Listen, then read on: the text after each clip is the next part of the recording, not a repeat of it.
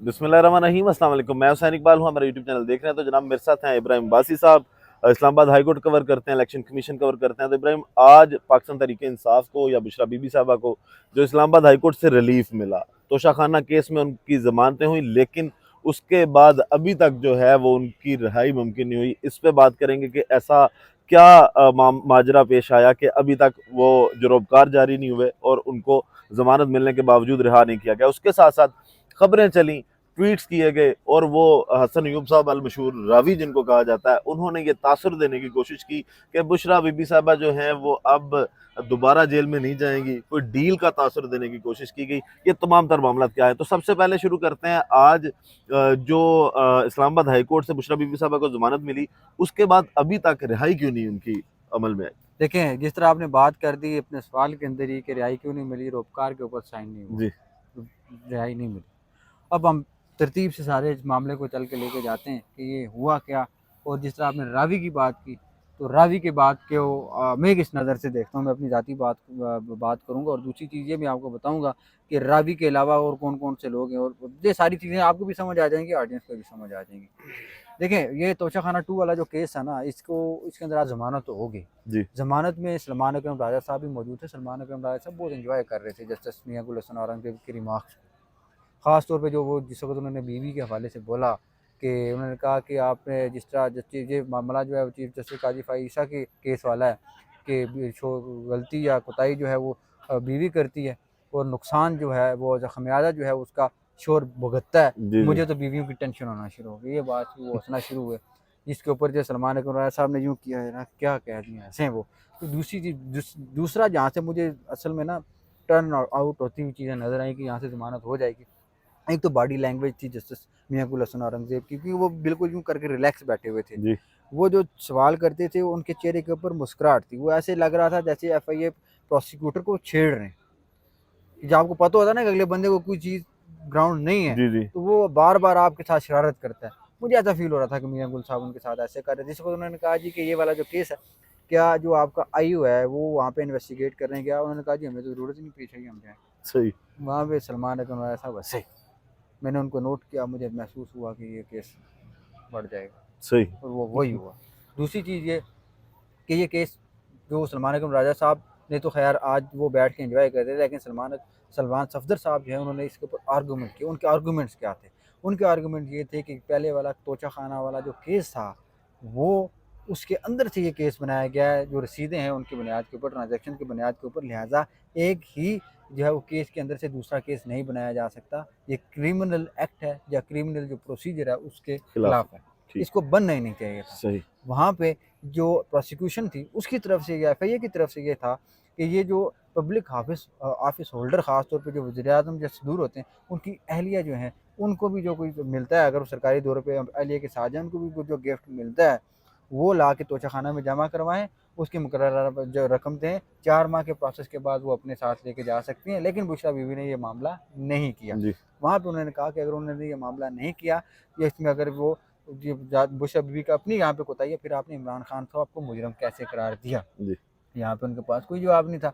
दूसरी चीज़ है, यहाँ से इमरान खान साहब का रास्ता भी आसान हुआ। अगर वो ज़मानत के लिए जाना चाहें, वो ज़मानत में जाएँगे और ज़मानत मिल सकती है। एक तो ये वो को-अक्यूज़्ड हैं, उसको आज मियाँ गुल साहब की रिमार्क्स ने, उनके ऑब्ज़र्वेशन ने ये साबित कर दिया कि अगर वो गलती बुशरा बीवी है तो इमरान खान साहब को क्यों आपने मुजरिम बनाया। एक तो ये, दूसरा बुशरा बीवी जो अक्यूज़्ड हैं, मेन मुजरिम है, उनको ज़मानत होगी, को-अक्यूज़ को भी यकीनन इसमें जी ज़मानत हो हो जाएगी। जाएगी। अब ये वाला केस बनाया कैसे गया, या फिर इसके अंदर ये कैसे कब बना, ये बड़ा दिलचस्प मामला है। और बुशरा बीवी साहब के ऊपर मुकदमात कितने, ये बड़ा जो है इंटरेस्टिंग है। इसके ऊपर आपके ऑडियंस जो है यकीनन ही जानना चाहेंगे।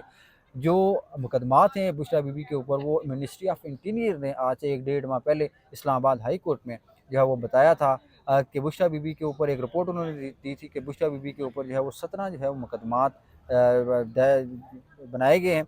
उसके बाद जो कुछ 9 मई के मुकदमात में उनको शामिल किया गया था। 9 मई के मुकदमात में ऊपर उनको जो है वो जो है वो एक्विटल भी मिल गया, बरीयत भी मिल गई, डिस्चार्ज कर दिया गया उनको और इमरान खान साहब कुछ मुकदमात के ऊपर।